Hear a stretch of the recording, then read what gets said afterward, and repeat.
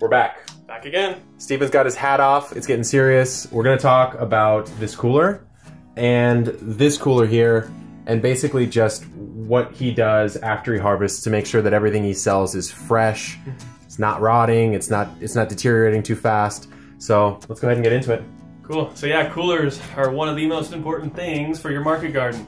And so if you guys have seen our video about how I cut with my greens harvester and then I throw it into my washing machine, spin it and dry it, then I bag it, then what do I do with it?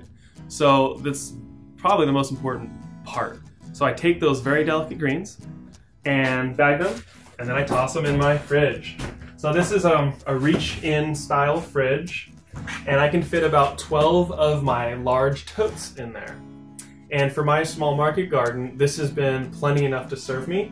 I also have another just standard large fridge here, and I also have a large cooler.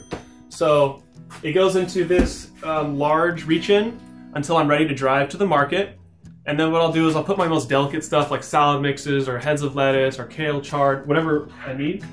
And then I'll put it in my cooler with a bunch of ice packs just to keep that really delicate stuff safe. And then as I'm selling, I'm replenishing the table. So I use that combination to keep things as fresh as possible for people, and especially as we go into the summer more, it's even more necessary.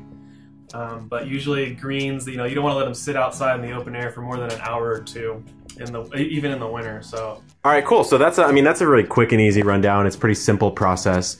Let's talk about how much did this cost you? How much is this system costing you? So I found this on Craigslist, and I bought it from like another person who used to work farmers markets actually. I'm trying to remember the price. I paid either $1,000 or $1,100 for this thing, and it's pretty amazing. When I turn it on, I'll just turn it on real quick so you guys can hear it and see it. Lights went on in there. So the light's on, and then it's automatically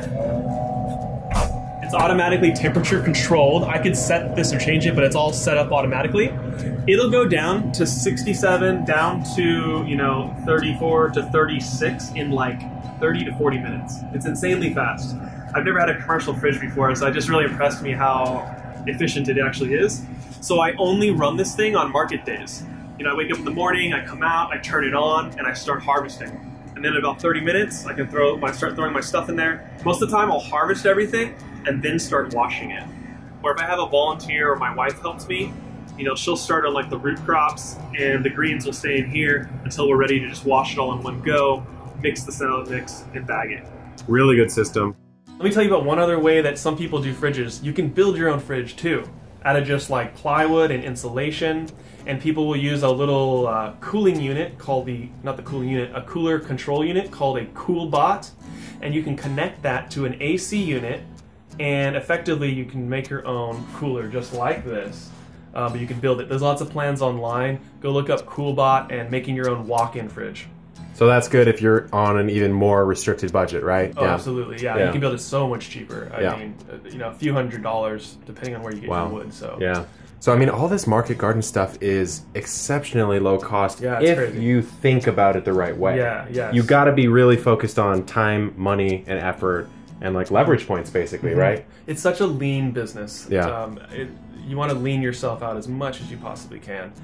So you can start, if you start cheap, you can start for $5,000 easily. Yeah. Easily. Cool. Well, that's a look at the way that Steven does his cooler system.